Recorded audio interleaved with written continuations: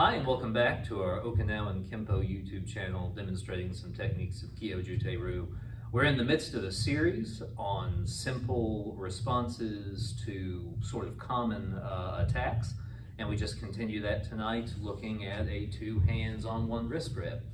Now, the way that we have dealt with these thus far is by doing sort of very low-level simple response, a mid-level response, and then an extreme response. Please do look at the other videos in the series where we talk about what differentiates those cases. I don't want you to think that some of what I'm going to do is warranted just for the average, schoolyard wrist grab, but there are times and situations where even this kind of attack could be very, very grave.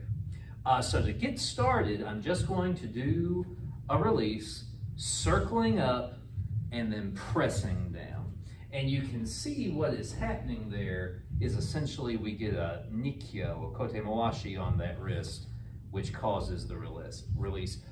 If we do that in sort of Aiki fashion and move as she goes, we can really create some separation and get the hand off there, okay? Moving up a bit, if the release was not enough, or if I felt threatened for some other reason, it's also possible to follow basically the same motion, but I'm going to trap her hand where she can't get away from me. And what this creates is a nikkyo lock, and I could take her down to her knee. If I wished to, I could walk her to her stomach. If I wanted to enter, I could lock her arm out and take her down in that way. Let's do that one more time, just sort of smoothly. And again, I'm doing these with sort of Aiki timing. If she's got me, there's not a lot of energy there. I might have to do something else to access my technique. You can, with good timing, do it without necessarily having to do that. All right, finally, let's say that the situation was graver because there were multiple attackers, or I see her buddy coming, or again, reference those earlier videos to hear some of what might motivate a more serious response. But say I can't get my arm moving, so I cross kick right into her knee.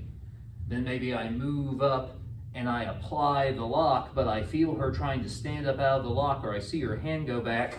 I can shift and strike into the neck, and strike into the neck, maybe take out that far knee with a side kick. Let's look at that again. So again, I can't get my technique going. Hit, lock, chop, hit, take out the knee, and go until the attacker is incapacitated. Thank you.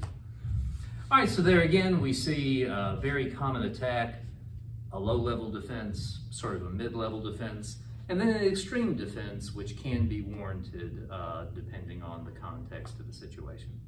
We hope you'll like and subscribe, ring the bell to where you get notifications. Keep your questions coming to our website. We would love to hear from you. Thanks.